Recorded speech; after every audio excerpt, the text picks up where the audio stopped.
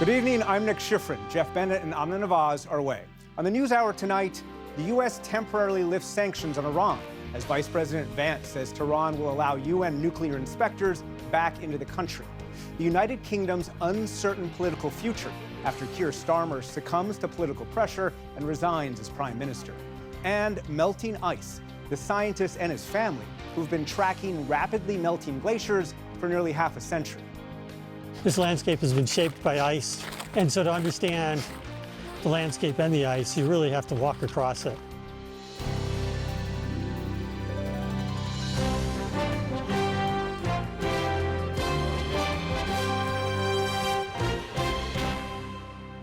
Major funding for the PBS News Hour has been provided by the ongoing support of these individuals and institutions, and friends of the News Hour, including Leonard and Norma Chlorfine, and the Judy and Peter Bloom Kovler Foundation.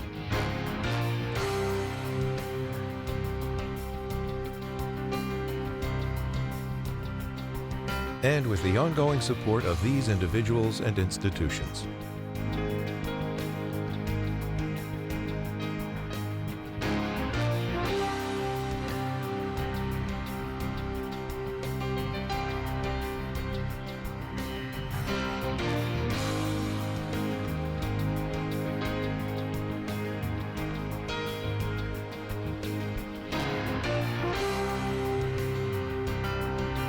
This program was made possible by the contributions to your PBS station from viewers like you.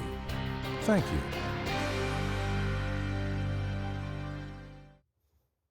Welcome to the NewsHour. The U.S. temporarily removed oil sanctions on Iran today, creating the potential for an Iranian economic windfall in U.S. dollars as the first round of talks ended in Switzerland.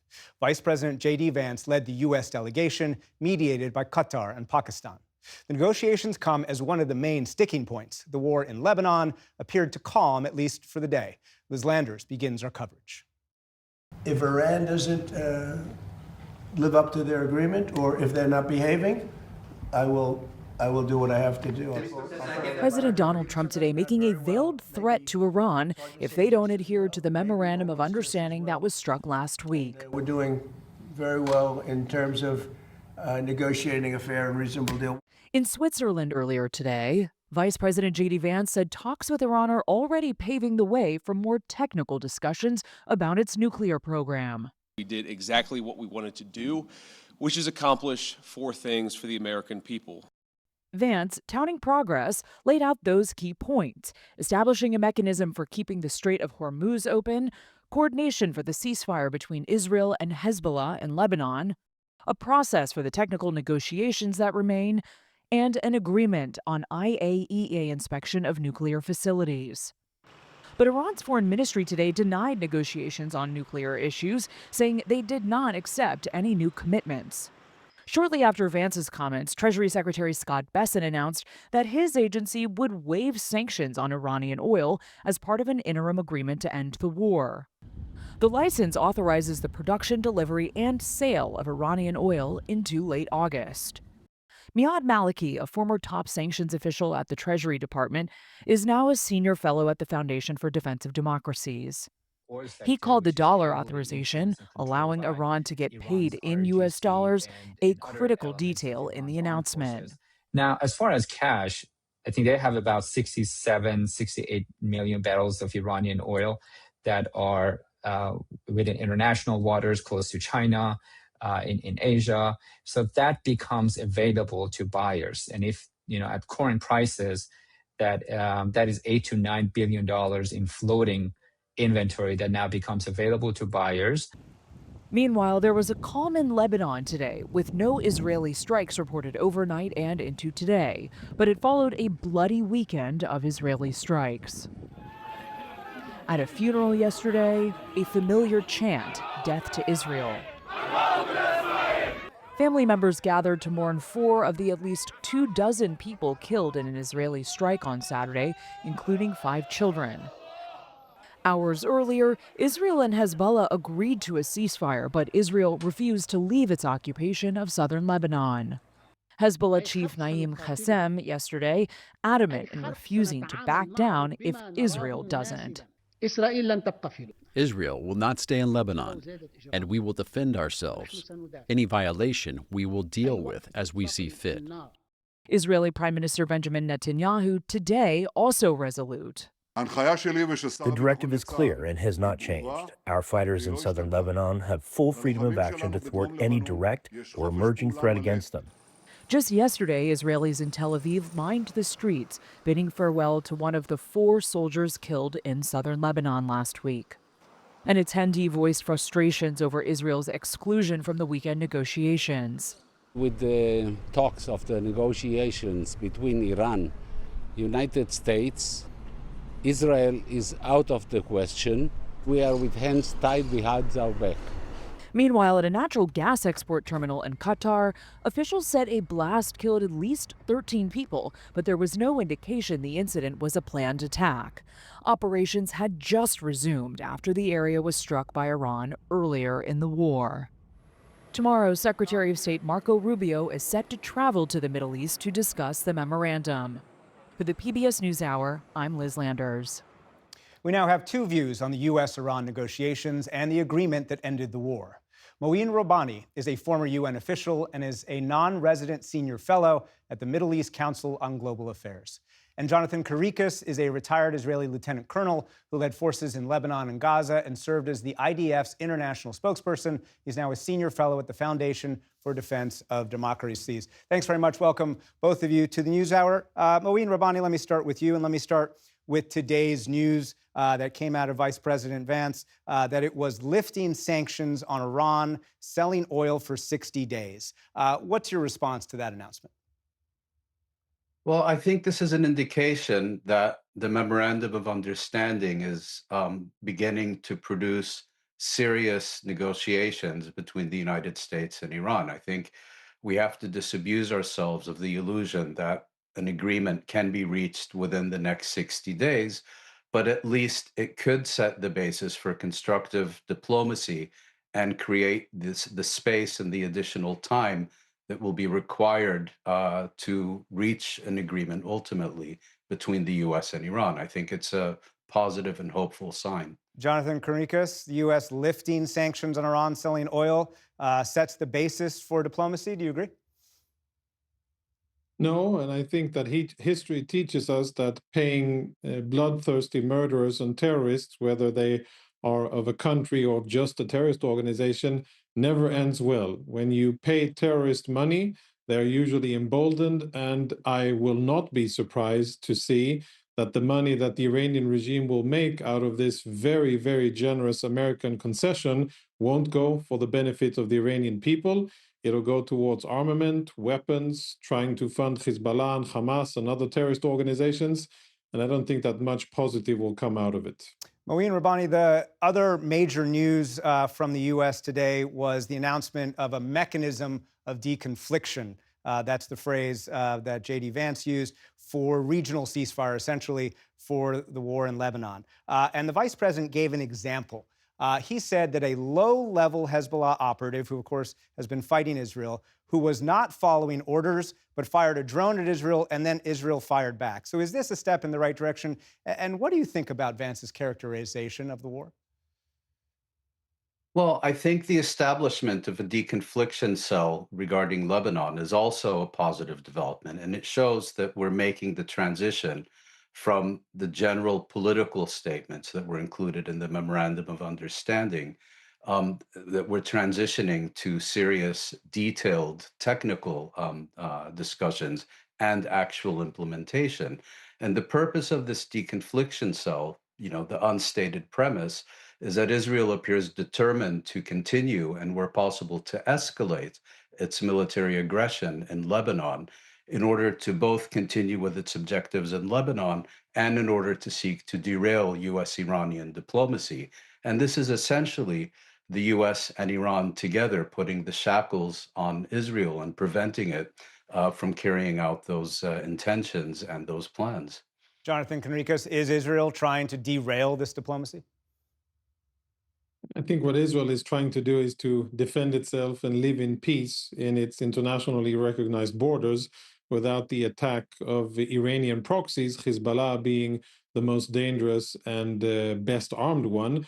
Hezbollah is now in trouble, and that's why their masters, the Iranian regime, they're rushing to defend and try to save Hezbollah. And that is what this is about. This is not about the territorial sovereignty of Lebanon. It's not about the Lebanese people. The Lebanese people, by the way, are represented by the Lebanese government. And the Lebanese government says very clearly that they don't want Hezbollah as an armed foreign entity in their country, and that Hezbollah doesn't have the legitimacy to fight against Israel. And communications was never a problem. There already is a mechanism. I've been part of it. I was a liaison officer to UN peacekeepers in Lebanon, and I was part of the mechanism that carried messages between Israel and the Lebanese armed forces. But the problem is that with an organization like Hezbollah, a jihadi organization that is sworn to destroy the state of Israel and kill as many Jews as they can, the problem was never how can we communicate. The problem is, why do they exist on our northern border, and why has Iran been able to provide them with weapons and money as they have been for over so many years? And why is this now happening? And why is this connection being made between the Strait of Hormuz and Lebanon? I think the Lebanese people, Israelis, and many other people are going to regret if this is the way things go forward. Mouin Rabbani, why do we need another mechanism? What difference can it make? Well, look at what happened with the previous mechanism that was established in November 2024 as part of the ceasefire agreement that was reached then. It was thoroughly ineffective. Israel violated that ceasefire on a daily basis, killing hundreds of Lebanese, conducting assassinations in the heart of Beirut. And so the purpose of this new deconfliction cell, as it's called, is to find a more effective alternative that can actually restrain Israel this time around. You know, the question was just posed, why does Hezbollah even exist? Well, there's a very simple reason, and that is because in 1982, Israel conducted a failed campaign to destroy the PLO in Lebanon, in its invasion of Lebanon at that time. And that set the basis for the establishment and emergence of Hezbollah. It's certainly true that Hezbollah would like to see Israel dismantled, and it's equally true that Israel has an official policy of destroying Hezbollah. That's why it's been fighting in Lebanon and occupying a good part of Lebanese territory. Jonathan Conricus, you're shaking your head just in the last minute that we have.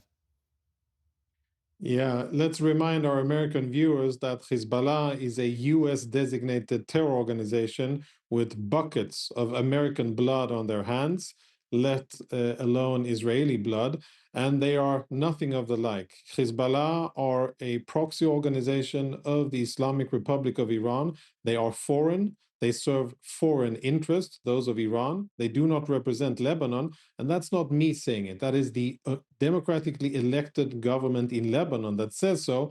And frankly, it makes me puzzled why the US is conducting two parallel processes. One, the negotiations with the Islamic State of Iran regarding Hormuz and linking it with Lebanon, but then also parallel to that, trying to make peace between Israel and Lebanon. These two processes, these two tracks cannot work together. They are mutually undermining each other. And I really hope that the ones where the sovereign state of Israel speaking with the sovereign state of Lebanon without Iranian interference is the one that will prevail for the benefit of everybody in the region. We'll have to leave it there. Mouin Rabbani, Jonathan Conricus, thanks very much to you both. Thank you. Thank you.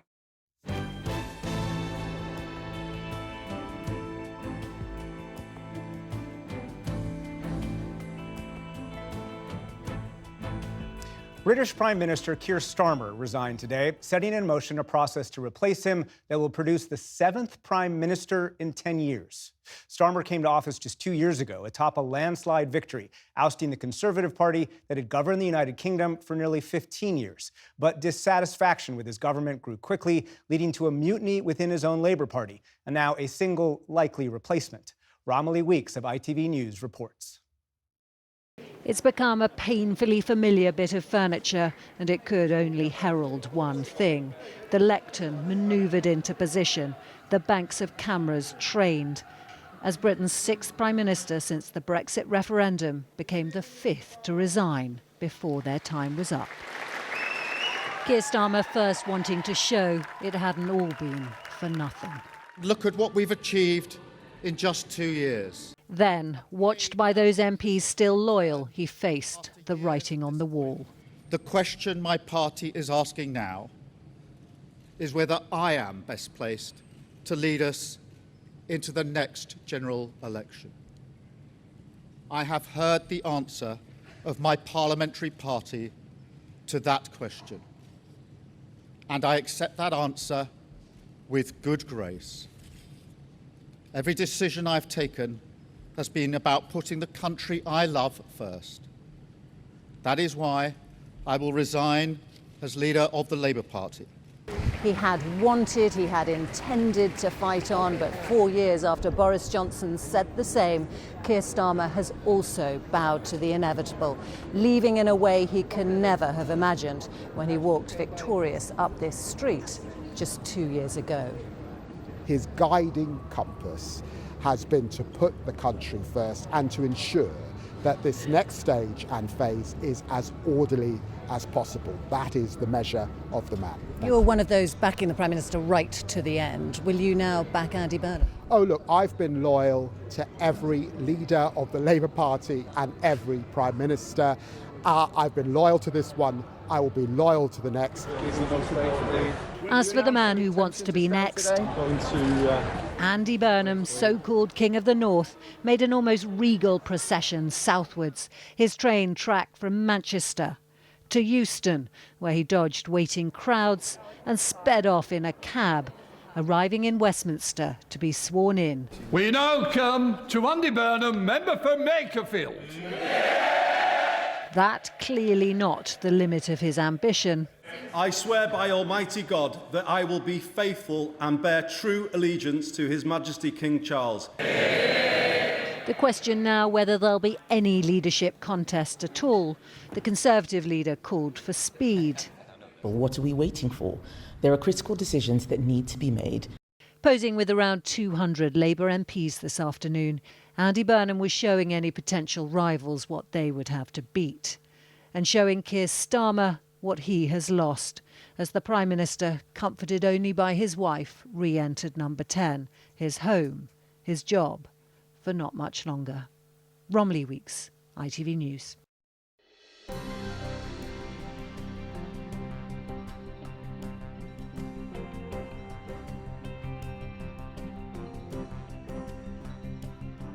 In the day's other headlines, the Lincoln Memorial Reflecting Pool here in Washington is set to undergo more repairs, just days ahead of America's 250th anniversary. That's according to President Trump, who has repeatedly claimed without evidence that vandals caused the algae blooms and peeling paint that have plagued the pool since its renovation. Here's Stephanie Sy. Green, murky water and floating chunks of paint. This is the Lincoln Memorial Reflecting Pool, just weeks after a renovation project that has cost taxpayers millions of dollars and stirred up political controversy. We had vandalism. In the Oval Office today, President Trump repeated that vandals are to blame for the damage and said there's photo evidence. We have I think 290, 300-foot slit right through it, probably a box cutter or a knife of some kind. Authorities say they've arrested at least 5 people and handed out citations to several others. Among those arrested, former U.S. Olympian David Hearn, who is facing a destruction of government property charge. He says he was just touching lining that was already floating in the water.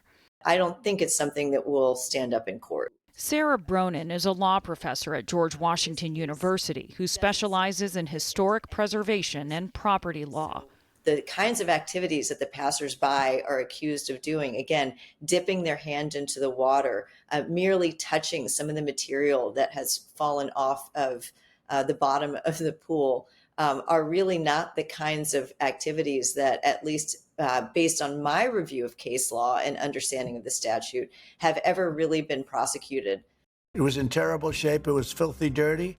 The president unveiled plans to clean up and coat the pool's surface in what he called American flag blue earlier this year, estimating it would cost up to $2 million. Once water started flowing back in, records revealed nearly $15 million were rewarded for the project to companies with only limited experience with federal contracts. Aerial images of the pool showed a transformation from deep blue to murky green in the days that followed, and lining peeling from the floor. The pool quickly became a spectacle, drawing a handful of self-styled pro-algae demonstrators and many more frustrated taxpayers. I want my money back after seeing this. I think that it was a huge waste of money to begin with, and I think our resources could be used a lot better elsewhere. Crews have been working to remove the green goop with vacuum pumps and strainers. It's called New Pond Syndrome. Pool expert and YouTube personality Steve Gooddale, better known as Swimming Pool Steve, says the algae is a typical occurrence for freshly filled ponds.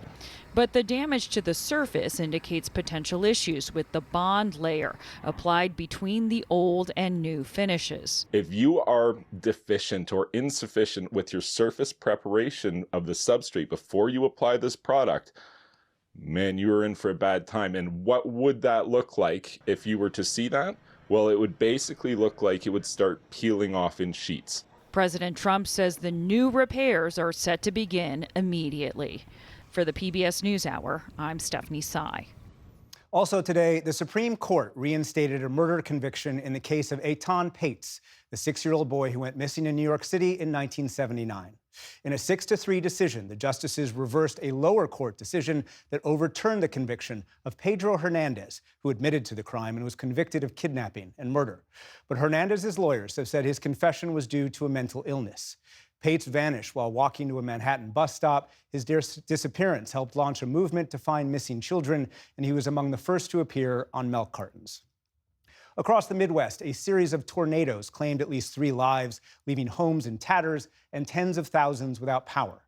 Eyewitness footage caught the tornadoes tearing through fields and communities in Indiana and Illinois yesterday. In Sedgwick County, Kansas, a man was killed when his home was blown off its foundation.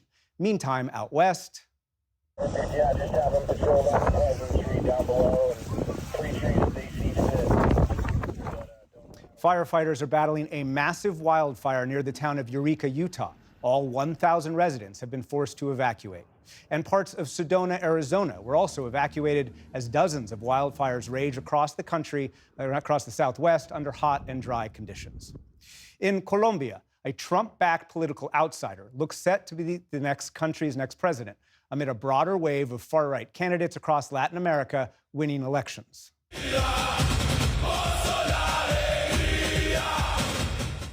As of now, Abelardo de Espriella holds a razor-thin lead over his progressive opponent, with nearly all the votes counted. The business owner and lawyer has never held office. Nicknamed the Tiger, de la Espriella has promised to crack down on crime and ease business regulations. Last night, he claimed victory and pledged to govern for all Colombians. For those who voted for me and for those who chose another candidate, there will be no winners or losers. There will be no reprisals, no persecution, because in a democracy there are no irreconcilable enemies. His opponent, Ivan Cepeda, called the count, quote, unofficial and non-binding, and said he'll challenge the results. In the Democratic Republic of the Congo, authorities say the number of confirmed Ebola cases is now more than 1,000, with at least 254 deaths. The virus has now spread to a 3rd displacement camp in the east of the country, killing an 18-month-old girl. Health officials say about 100 people have recovered since the outbreak was declared last month, but they add that contact tracing remains a problem and the peak of the outbreak is still to come. Turning to the World Cup, Lionel Messi is now the all-time leading scorer in tournament history. Argentina's superstar overcame a missed penalty kick early on to score his 17th and 18th goals in his team's win over Austria. The defending champions now advance to the knockout rounds. One team still aiming to advance.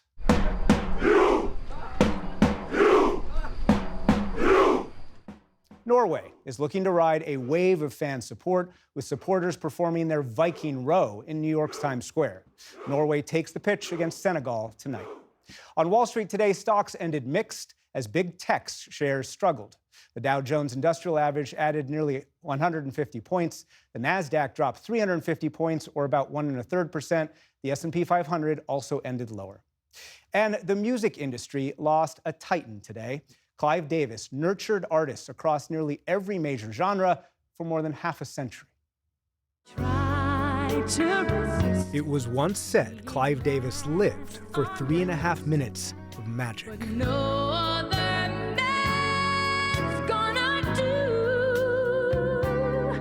From the debuts of Whitney Houston to Alicia Keys.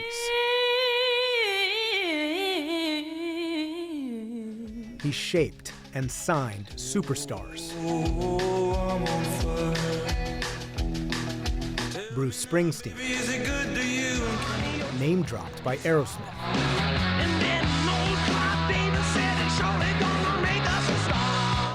Davis was himself a star, an unparalleled hitmaker. He rocketed to the top of the industry and stayed there for almost 70 years. Davis grew up in Brooklyn, the son of a traveling tie salesman. Never knew I had ears, never knew that I could hear a hit record, never knew that I could discover an artist. But this is one of the lucky breaks that occur in life. He got a scholarship to Harvard to become a lawyer and started in Columbia Records' legal department at the age of 28. He rose to become its president thanks to his, quote, golden ear, and struck gold, embracing the rock and roll revolution, signing artists including Janis Joplin. I mean, it really raised the hair on your arms and sent those proverbial tingles up your spine. There are epiphanies that could happen in life that change you. And this was an epiphany for me. His career changed throughout, and at times he became a lightning rod. In the 1970s, Columbia Records fired him and accused him of stealing money. He was charged on a number of counts and indicted on tax evasion. He also clashed with some of his artists, but he always said his focus was the songs. Sing us a song, you're the piano man. Sing us a song tonight. Across genres and decades, he once said, "I don't look for hit records, I look for stars." Billy Joel, revitalizing the career of Aretha Franklin.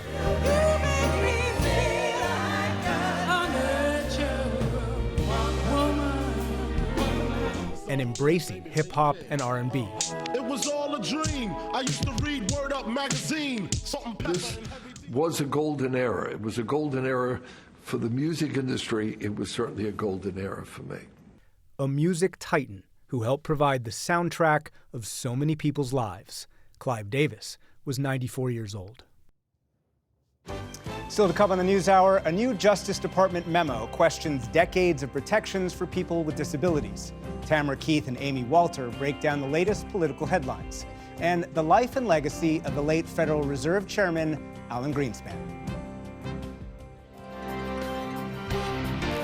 This is the PBS News Hour from the David M. Rubenstein Studio at WETA in Washington, headquarters of PBS News.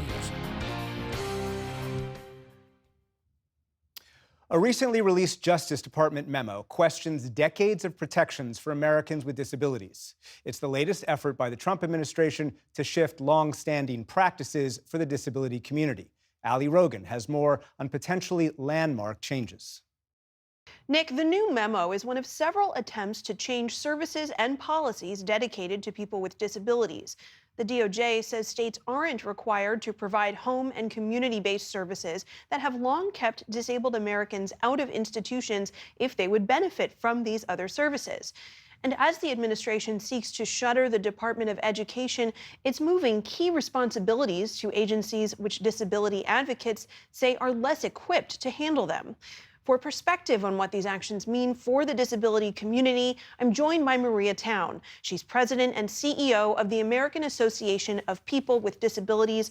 Maria, you are on the move today. Thank you so much for taking the time to speak with us. I first want to ask about this DOJ memo, which really provides a new interpretation of these existing laws and a Supreme Court decision that reaffirmed what we have understood to this point to be the rights afforded to people with disabilities. Can you just walk us through what those existing statutes are? So in the Americans with Disabilities Act, which turns 36 next month, there is an integration mandate. And the Olmstead decision is a Supreme Court decision that turns 27 years old today. that affirmed the integration mandate in the Americans with Disabilities Act. The Olmstead decision stated that people with disabilities had to be served in the most integrated setting whenever possible. What this means in practice is that states cannot forcibly institutionalize people with disabilities, whether that be in nursing homes, state psychiatric facilities, or in other institutional settings. And so this memo from the Department of Justice, which says that Olmstead is not enforceable, completely goes against all previous legal precedent. And it also goes against the will of Congress and the will of the Supreme Court. So if states no longer feel obligated because of this DOJ legal opinion, which we should mention is not a law, but could have far-reaching implications anyway, if states don't feel obligated to provide these services to people who would benefit from them rather than go into an institution, what does that mean for the people who rely on home and community-based services? This means that people's ability to live in their homes and in their communities and with their families and friends that they love is in jeopardy. If states decide not to follow decades of legal precedent and existing civil rights, it means that people with disabilities may be forced into institutions instead of being provided with services that allow them to thrive in their communities. It may also mean that people's health suffers. And in the worst case scenario, it means people will die. We know that people with disabilities and older adults have better outcomes and live longer lives when they are served in the community and not in institutions. So this could have extremely dire consequences for many people and their families across the country. Separately, Maria, the administration is taking steps to move oversight of special education from the Department of Education to HHS. Here is what Education Secretary Linda McMahon said recently about these changes. Quote, "By closely partnering with HHS, we will align federal services to improve academic outcomes, strengthen access to programs and information, and support people with disabilities so they can gain self-sufficiency, life tools, and meaningful employment that they need to succeed in their lives." How does your group see it? This move basically re-medicalizes the education of students with disabilities. Putting special education in education asserts that students with disabilities have a chance at mainstream curriculum, at developing critical thinking skills, and in participating in the mainstream classrooms with their non-disabled peers. We see this as a resegregation of students with disabilities when literally for the past 50 years, the standard has been to serve students with disabilities in the least restrictive environment and to ensure that students with disabilities have a free and appropriate public education. We are concerned that the public education students with disabilities will receive will no longer be appropriate because it will no longer be a meaningful education. When we see the government focusing on changes to policies and services that affect children and adults with disabilities, what are the stakes for the wider disability community here? These changes, both the change in education coupled with the DOJ memo, basically put our nation back at least 50 years, if not more. We are worried that we will see the progress that's been made on disability rights and on the quality of life of disabled people, whether they're young or old, erode very, very quickly, and that hard-fought progress will be lost. Maria Town, President and CEO of the American Association of People with Disabilities, thank you so much. Thank you.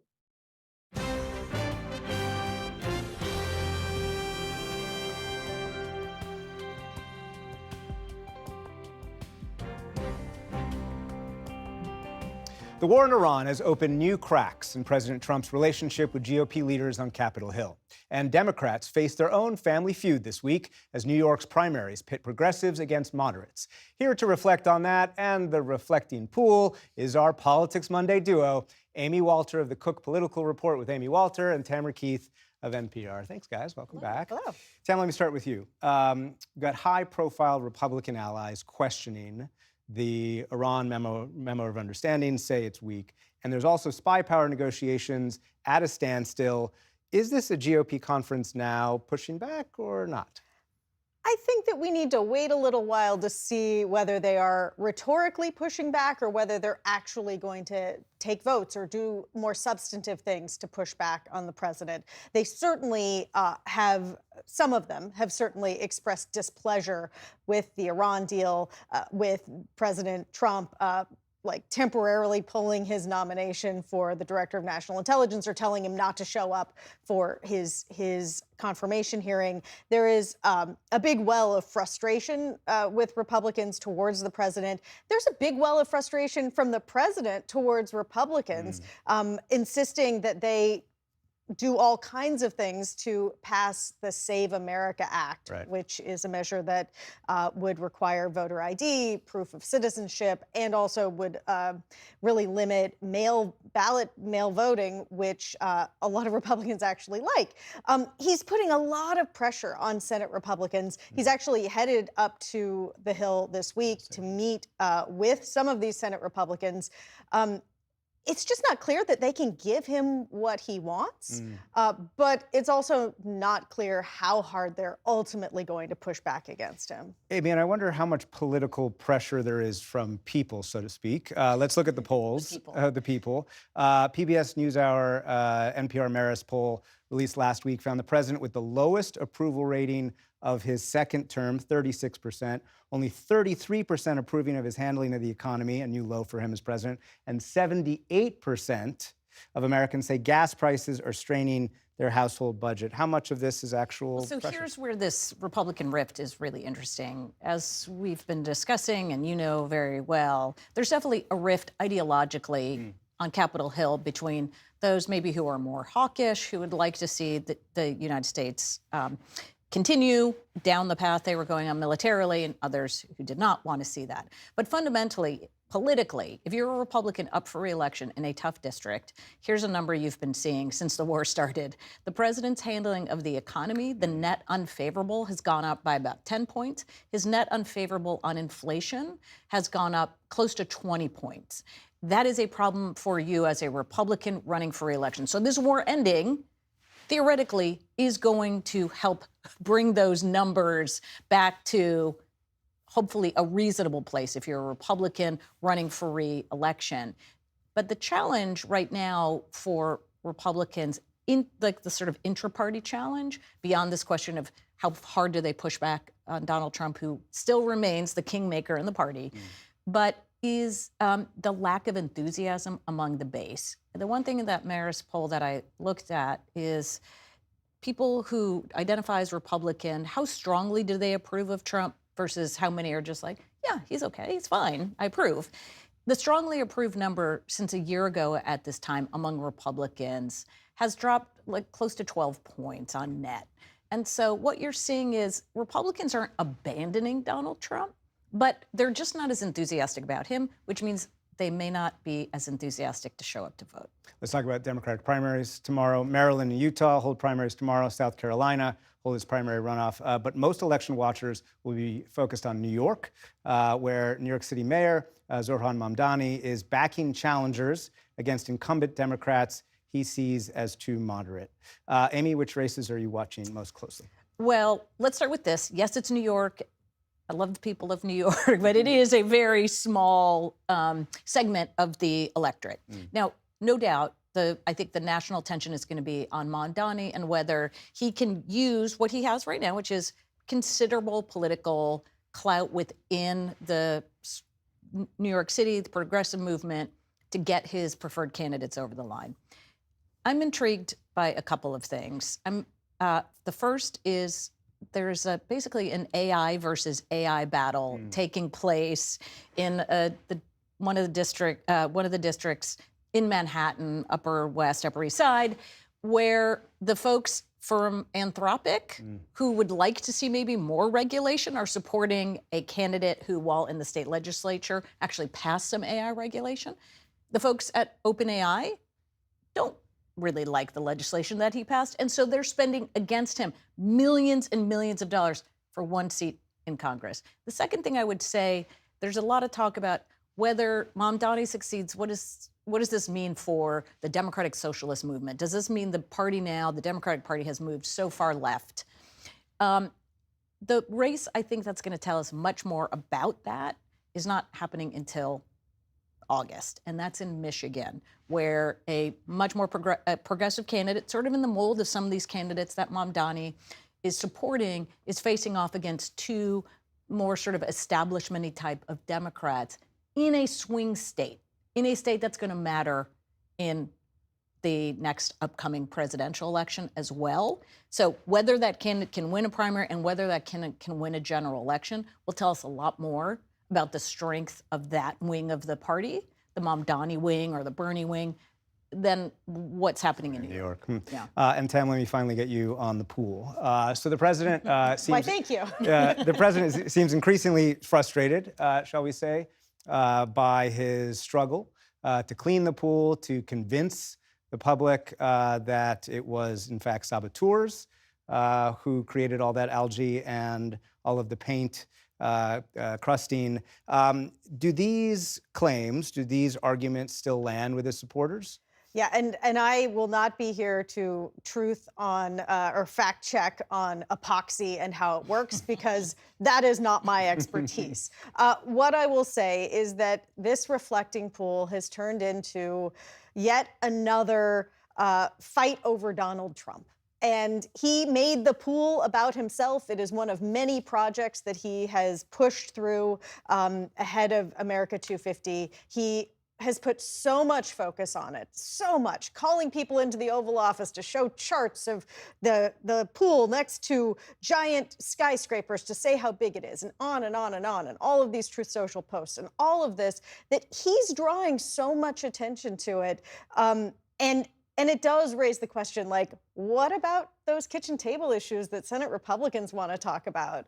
And this housing bill that is bipartisan support and just passed the Senate that could be something that they could run on. Or talk about, which he has not talked about at all, right? Right, Yeah. other than the pool. Yeah. Anything but the pool. I have a feeling the pool debate will continue. Yes. Tamara Keith, Amy Walter, thanks as always. You're Appreciate welcome. Welcome, Nick.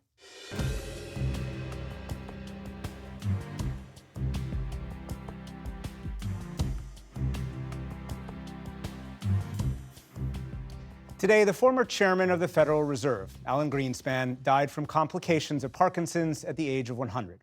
Greenspan was widely considered the most powerful chair in modern times, serving for nearly 2 decades and largely presiding over a period of long prosperity. He was frequently credited for helping manage inflation and foster growth, but his strong beliefs in the free market and less regulation came under sharp criticism during the financial crisis. Paul Solomon has our remembrance. Alan Greenspan, born in New York City in 1926. He told Jim Lehrer in 2007 that he was a whiz with numbers from the beginning. The math was a big deal when I was very young, and my mother used to parade me out. She would have me add 45 and 162 in my head, and I'm a kid. And you were just being kind of there as show-off for show right? off. I was a prop for parties. Yeah. But Greenspan's first career was in music, studying at Juilliard and playing jazz professionally. It wasn't long, though, before he gave up gig work to go back to numbers. The best economic decision I ever made in my life was to decide to leave the music business and go into economics. Young economist Greenspan was soon drawn to Ayn Rand, fierce opponent of government regulation. Each man must live as an end in himself and follow his own rational self-interest. The author of The Fountainhead and Atlas Shrugged became Greenspan's mentor. He was almost a quasi-son, I would say. Sebastian Mallaby wrote a biography of Greenspan, The Man Who Knew. His roots were in the extreme sort of libertarian anti-government circles. And it's remarkable, therefore, that he spent most of his career very successfully in power, in politics, in Washington, and doing all the things that a libertarian might abhor. Greenspan got into politics as an advisor to the 1968 Richard Nixon campaign, chaired the Council of Economic Advisors under President Ford, was a member of President Ronald Reagan's Economic Policy Board. I, Alan Greenspan. And in 1987, he became chairman of the Federal Reserve. Chairman Greenspan will bring all his skill to bear upon the task of promoting our continued economic growth while keeping inflation low. He went on to serve 5 terms under 4 different presidents, trusted by Republicans and Democrats alike. He just had this ability to go into a room in a one-on-one meeting, spout a bunch of very obscure data, and make the other person feel that the only way they could understand this stuff is they asked for his advice. I'm trying to punch it up. Just 2 months after he became Fed chair, the stock market crashed by over 22% in one day, October 19th, 1987. And he issued a statement saying that the Fed would do what it took, effectively, to stabilize the markets. And that was enough to get the markets to bounce back. Whenever the stock market threatened to plunge again, says Malaby, Greenspan seemed to pop up, say something which stabilized everybody's nerves, offer maybe to cut interest rates, and then that would make the markets go up again. Greenspan was credited with steering the Fed through 2 recessions. For stabilizing global markets in the late 90s, he was lionized and praised for intervening again after September 11th. And in fact, Greenspan's reign coincided with the longest economic expansion in U.S. history, prompting the title maestro of the U.S. economy. He really was, in a way that I think is hard to imagine today, a sort of technocrat hero. In one widely noted speech, Greenspan worried openly about the stock market overheating. How do we know when irrational exuberance has unduly escalated asset values, which then become subject to unexpected and prolonged contractions? But more typically, he kept markets up, though using opaque language to explain himself, especially when asked a question he didn't want to answer. And so he would let his sentence sort of go around with multiple subclauses, and it would just be incomprehensible. It was a tactic, and a very successful one. No wonder his testimony before Congress could be hard to follow. We at the Federal Reserve, recognizing the powerful forces of productivity growth and global restraint on inflation, have not perceived to date the need to tighten policy in response to strong demand, beyond what has occurred through falling inflation's upward pressure on the real federal funds rate and the modest increase in the nominal rate. As Greenspan later told Jim Lehrer, one of the problems that surprised me when I got into public life was that open, clear talk often creates problems. In 2007, there were serious worries about a financial bubble. Greenspan's response? When you get bubbles like this, there is no way of diffusing them until the speculative fever breaks on its own. Soon after came the 2008 financial collapse, and Greenspan's reputation quickly reversed. He was widely criticized for having allowed the housing bubble. Financial bubbles are super disruptive, and to ignore them is a big mistake. And Greenspan made that mistake, and that is where I fault him. But when he appeared before a House committee in 2008, Greenspan sort of admitted that he'd put too much trust in markets to self-correct. Those of us who have looked to the self-interest of lending institutions to protect shareholders' equity, myself especially, are in a state of shocked disbelief. For much of his tenure, Greenspan presided over a rapidly changing economy, one transformed by technology and globalization, but it was all part of a business he never tired of. I've been an economist since the latter part of the 1940s, and that's my profession. I love it. Alan Greenspan is survived by his wife of 29 years, journalist Andrea Mitchell. For the PBS News Hour, Paul Salman.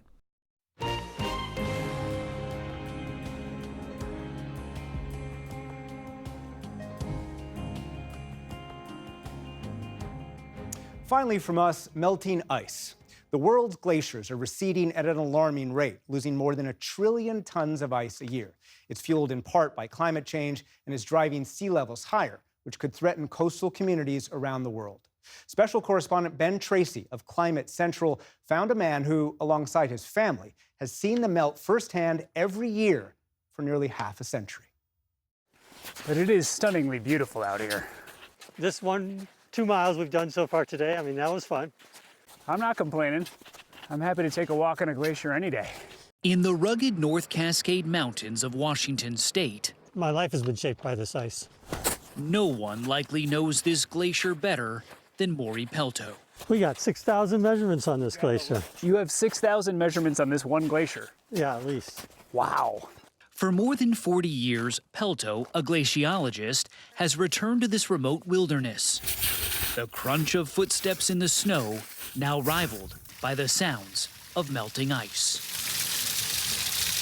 It's always melting off, the crevasses are changing. We can hear the water flowing under our feet. Yeah, I mean, just standing here, you can hear it just running under our feet. Pelto founded the North Cascades Glacier Climate Project in 1984 as a grad student. He vowed to measure these glaciers every summer for 50 years. So how deep is that? This is 9.5 feet. So now we just do this over and over again all day long. This is year 42. How old were you when you decided to do 50 years of this? I was 22. 22. How old are you now? 63. In that time, the glaciers have changed more than he has, shrinking by 40%. Some have disappeared. Pelto's work has been featured by NASA and fed into a worldwide glacier database. So of the 47 that you have studied and returned to over and over again, how many are gone? 12 of them. 12? Yeah, and 9 of them just in the last 5 years. Wow. Climate scientists say warmer summers and drier winters, driven by our burning of fossil fuels, are accelerating the loss. 7 of the 10 worst years for glacier melt worldwide have happened since 2010, according to Climate Central. Or just ask Maury Pelto where the ice used to be. Almost 50 feet above my head just a decade ago. A decade ago, this glacier would have been 50 feet above your head? Yeah. That much has been lost? Yes. Glaciers are Earth's water towers, storing 70% of the fresh water supply. Vital for drinking, farming, and the health of many ecosystems. As they melt, sea levels are rising and coastal flooding is getting worse. We're on Ptarmigan Ridge, and that's a ridge that extends most of the way from Mount Shuxon to Mount Baker that we're looking at. That is spectacular scenery up there. It is. You know, it's the highest mountain in the North Cascades. On his annual treks to Mount Baker, it feels like home. Pelto has hiked nearly 6,000 miles and slept 800 nights in a tent. This is our kitchen. We got our living rooms. We got our picture window. It's also one of those places that's really special to us as a family. I brought 2 real crampons and a fancy yak track. His son Ben, daughter Jill, Hi, looking right at me. And now his 9-month-old granddaughter Wren have joined him in the field. 2 feet. 2 feet. Jill Pelto has spent 17 summers by her dad's side. You get some measurements of the GPS along the blue ice. But she doesn't just collect data. As the project's art director, she paints it. So these measurements that you and your dad are taking out here, eventually some of those data points will go into your art. Yes, exactly. Data is a story about something in the real world, and that story has meaning and emotion, and that's what I'm trying to bring into my art. Her watercolor paintings are more than just beautiful landscapes. They reveal the science. Look closely and you see a bar graph of glacier decline in the North Cascades. One piece showing temperature rise and ice loss made the cover of Time magazine. I think sometimes when people see data, there's kind of this instant reaction. And so it's not like the data is any different in my art, but something about that combination maybe gets people to kind of put down that wall of like, oh, I can't understand this, or, you know, this is not something I'm interested in. The average person is not going to read a scientific report. No. But they will see a painting. Yes. And it does impact you in a different way. Yes, definitely. Her art has given her dad a new way to share the story he's been recording for the past 42 years. There's nothing left of the glacier that was around that cave. No. What has this been like for the two of you to do this together? I imagine something like this has to change your relationship in some way. We do it so seamlessly at this point. Sometimes I don't know where I start. Feels like you're one team out here? Yeah. This bigger project that just means so much to us and has shaped our lives. So sharing that every year is, yeah, beyond special. Tomorrow we go to the Rainbow Glacier. And now Maury Pelto has just 8 summers left to fulfill his 50-year promise. What do you think it's going to be like that first year you don't come out here? I don't know. I can't remember what it was like to not come out here. This landscape has been shaped by ice, and so to understand the landscape and the ice, you really have to walk across it. For the PBS News Hour, I'm Ben Tracy with Climate Central.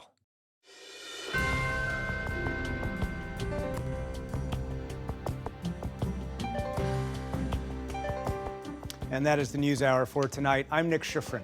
I hope you had a good day. On behalf of the entire News Hour team, thanks for joining us. Major funding for the PBS News Hour has been provided by the Judy and Peter Bloom Kovler Foundation, upholding freedom by strengthening democracies at home and abroad. Friends of the News Hour, including Robert S. Kaplan and Wendy J. Selden through the Raymond James Charitable Endowment Fund. Art Collins and Sophia Shaw through the Arthur D. Collins Jr. Foundation and George D. Hanby III. The Ford Foundation, working with visionaries on the front lines of social change worldwide.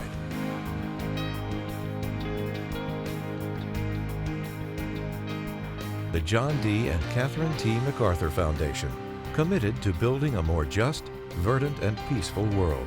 More information at macfound.org. And with the ongoing support of these institutions.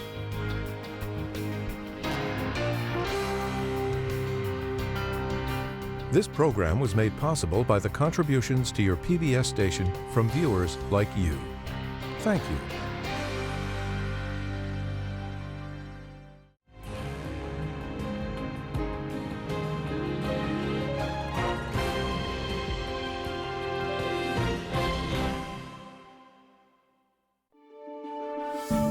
You're watching PBS.